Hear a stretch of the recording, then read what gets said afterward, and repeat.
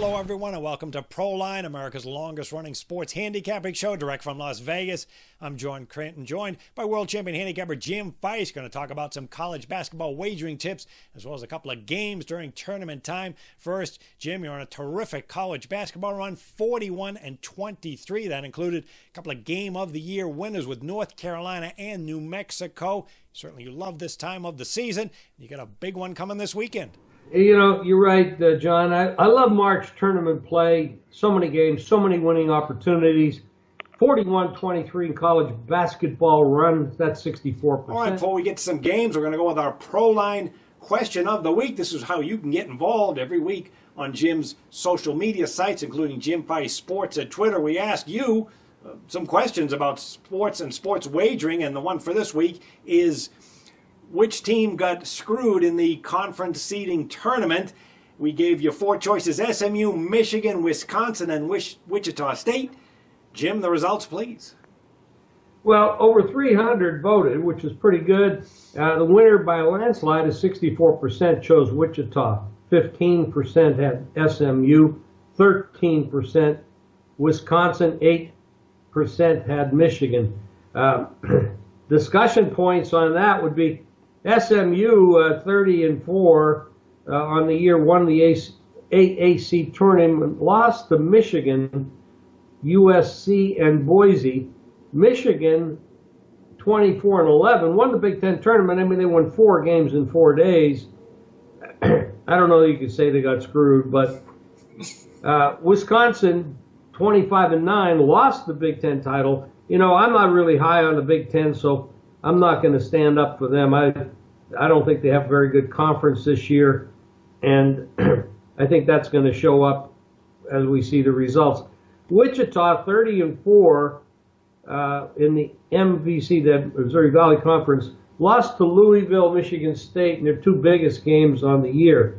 You know, I think when you talk about getting screwed, there's a lot of ways of getting screwed. I think the committee does a horrible job in many ways. Now, and the reason I say that is they put teams in different regions. They shouldn't do that.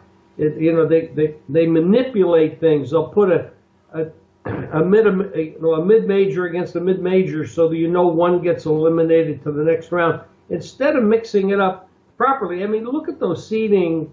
A 12, you got a 12 going against a 5, and the 12 is favored. I mean, Middle Tennessee. It's absolutely a joke. That's over Minnesota. They don't know what they're doing, and I think they need help. And, I know they're administrators and they're educators and stuff. When it comes to this kind of thing, they really don't know what they're doing. I think they do a horrible job. I'm not going to stand up for any of them. I think they do horrible. Well, when you say they need some help, you mean they need some assistant help or some psychological evaluation? I think they should let Vegas pick the seedings. I think we know what we're doing and they don't. Oh, we've been knowing that for years. Absolutely right. Yeah, I agree with you about the Big Ten being having a down year. When I first looked at the poll results, I thought, well, SMU is the team that I would look at first, because they had 3 big step-up games: USC, Boise, and Michigan. Lost all 3. Okay, 2 of them were close, but they got blown out by Michigan. But the more I took a look at it, I would agree with the pollsters here, the whopping landslide on Wichita State, because, this team won 30 games, and they finished up with a 10 seeding. Okay, if you want to look at one side of it, they had 2 big step-up games against Louisville and Michigan State, lost them both.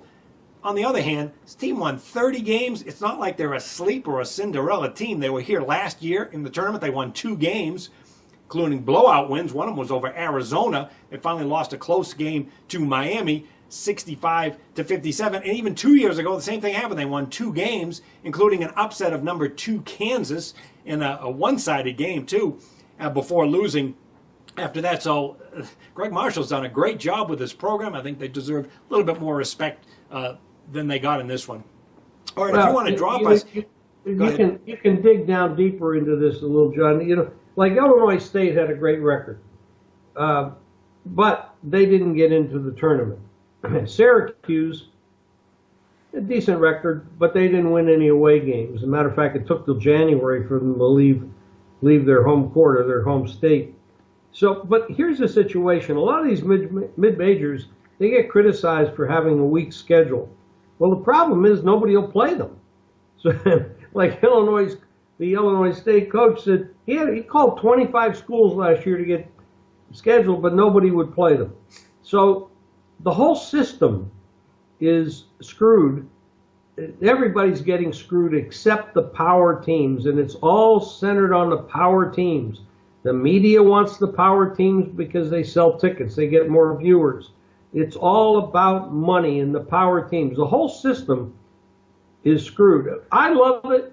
I love the wagering opportunities. It is the way it is. I can't change it. We'll probably never change it. As long as there's money influencing it, it's going to be the power schools that get the seedings, that get the favoritism, and that's the way they want it, and it's always going to be that way. It's not any different than college football then, as far as favoritism and the money. Well, when doesn't money rule? That's what I want to know. When doesn't it? Never. Politics and so forth. All right, if you want to ask us any Vegas sports wagering questions, just go to ProlineTV.com, and folks can get 7 days of your plays, Jim, very easily. Absolutely. You go to JimFeist.com, you get free stats, articles, videos, my free fast facts, and plays from the nation's top handicappers. All right, let's take a look at a couple of college basketball tournament games going this weekend. Before we do that, let's take a look at some wagering tips too. One of the things that I look at, Jim, would be coaching, because some coaches like Roy Williams, great recruiter, but is he really a good in-game strategist? And then a guy like Coach K, can you look at the foul situation on individual games with a team like Duke?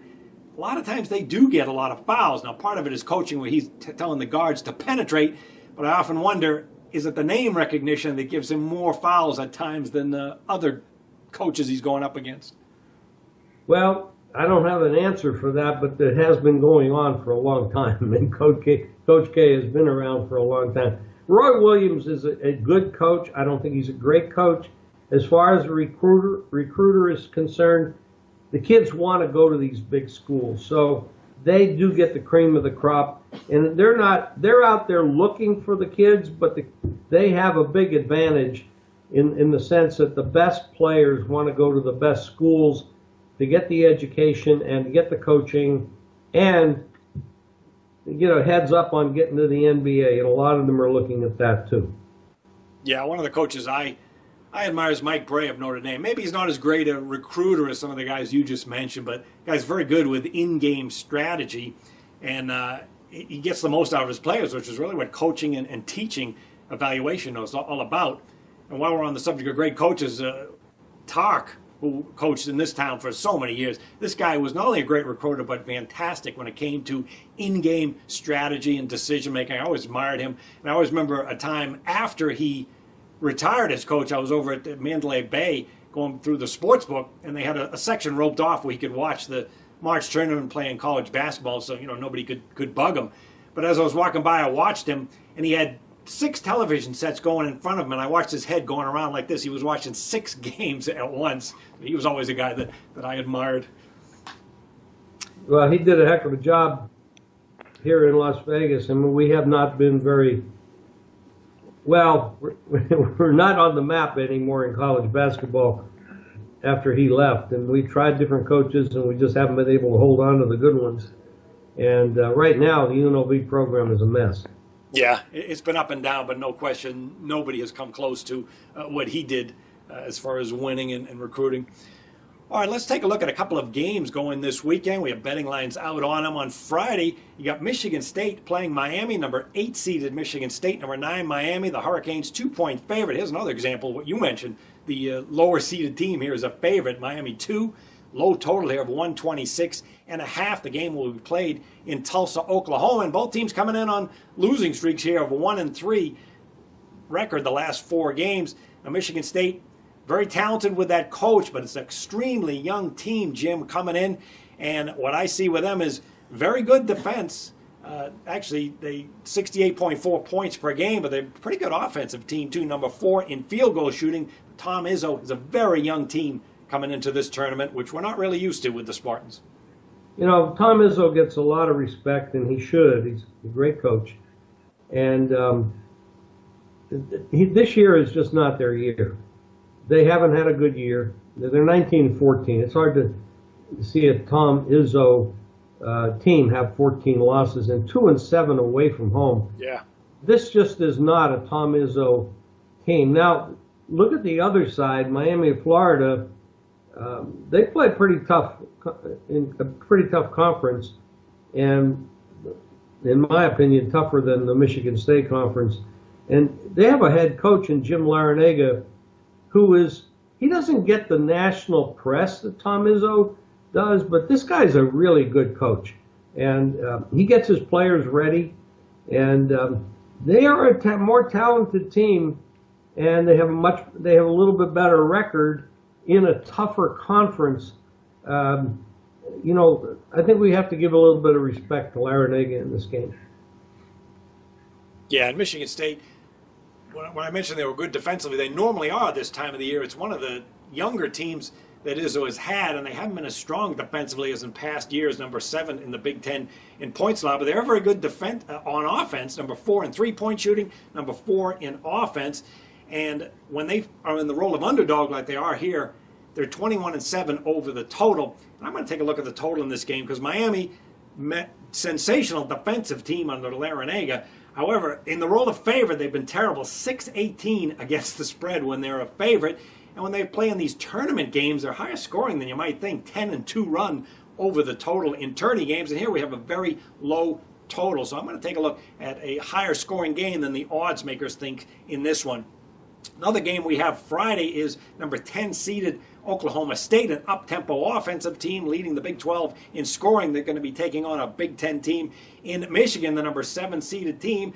And they got the red-hot Wolverines as a 2.5-point favorite and a whopping total here, Jim, of 156 down to 153. But is this Oklahoma State Cowboy team a bit of a sleeper team? Well, we don't really know how strong the Big 12 is when you look at the past record of this conference in the tournaments. They haven't done that well. Straight up war against the spread. However, and there was a little bit of a tell last night where Kansas State played Wake Forest, which had a Big 12 against an ACC club, pretty even on the point spread. Kansas State was a slight favorite, but they shot very well. They moved the ball very well. They seemed much better coached defensively than Wake did. And Wake had some good shooters, but they matched up pretty well. And Kansas State was impressive, and they pulled away at the end of that game. The question now is, anytime you're getting conference against conference and you don't really know how good a conference is, because you really don't know, because when they're playing each other, they get used to playing each other. They know each other's styles. They know the players. They know how to defend them, et cetera, et cetera. But now you step out and you say, okay, the ACC is better than the Big 12. Well, we don't know that. We know that, the teams at the top, you got Kansas on one side, you got Duke and North Carolina on the other side. But when you go down through the ranks of those conferences, how good are they? Well, last night, Kansas State scored points for the Big 12, and Wake lost points for the ACC. Now, Michigan pulled off quite a miracle, winning 4 games in 4 days. They weren't that good during the season. They were hit and miss. They're well coached. But so is Oklahoma State. Now, Oklahoma State will move the ball up and down. You're going to have to learn how to defend this team. But the totals are high, so that's why they're under tendencies at times, because the totals are big. So you just can't say because they go over. You got to look at the number and see if the number is giving you value. This is a tough situation. Michigan winning 4 games in 4 days to win the tournament. And, they had that airplane situation where their charter plane skidded off the runway. It was kind of a very dangerous situation, scary. But it seemed to ignite Michigan. I don't know if after that 4-game grind, they can bounce back with the kind of effort psychologically and physically to go up against a team like Oklahoma State, who is pretty darn good. I mean, you can't really slough them off. They played some good teams this year, the West Virginias, the Iowa States, the Baylors, the Kansas team. You know, they had some good games too. And in my estimation, the Big 12 is better than the Big 10. So you have a situation here where Oklahoma State is getting points from Michigan, who could be tired. Something to look at. Yeah, it certainly is. I'm trying to figure out what kind of style, what kind of tempo this game is going to be, because Michigan is so versatile, they can play any style. But I have no doubt that Oklahoma State is going to want to push the tempo. I mean, this team was tops in the Big 12 in scoring, 85.5 points per game, but they were last in field goal shooting defense, a whopping 47%, as well as points allowed. They love to run behind this dynamic guard, Jawan Evans. Got to believe they want to be excited to be in this tournament too, because this team had a 9-4 start a year ago and finished up 12-20. So this is a nice season that they've had, and they certainly capped it off getting this far after things went so wrong last year. Now, the odds makers are telling you, well, I should say the betting public, that it's going to be more of a defensive game, which is common this time of year. The total down from 156 to 153. However, I think Oklahoma State's going to run like crazy. They're 6-0 over the total on neutral courts. Can they stop Michigan? Thing about Michigan, they can play any style. They're tops in the Big 10 in field goal shooting, over 48%. They're terrific on offense with versatility, and their defense is pretty good too. Number 3 in the Big 10, as we saw in that tournament. They're also on a 6-1-1 run over the total, as that offense has really been clicking. When they faced a couple of teams that love to push the tempo, like we're going to see the Cowboys do, they ended up being high-scoring games. They faced UCLA, lost that game 102-84, way over the total, and even a young Iowa team, they had to go on the road to play at Iowa. Iowa likes to bomb away from long range and run. That was a high-scoring game. Michigan lost 86-83. So based on that, this might be a higher tempo game, but certainly interesting one. All right, if folks want to get free plays on a recorded message from Jim every day, you can call 888-294-1970. Jim, they can also get text plays from you every day as well. Just follow me on Twitter, Facebook, Instagram at Jim Feist Sports, and get free plays daily by texting GAME, G-A-M-E, to 25827. We'll send you free plays right to your cell phone. That's GAME to 25827. All right, Jim has that tournament game of the year going. You can get that as well by calling the number on your screen. All right, that'll do it for this week's edition of Proline. Enjoy the games, everyone, and we'll see you next week with another college basketball edition of Proline.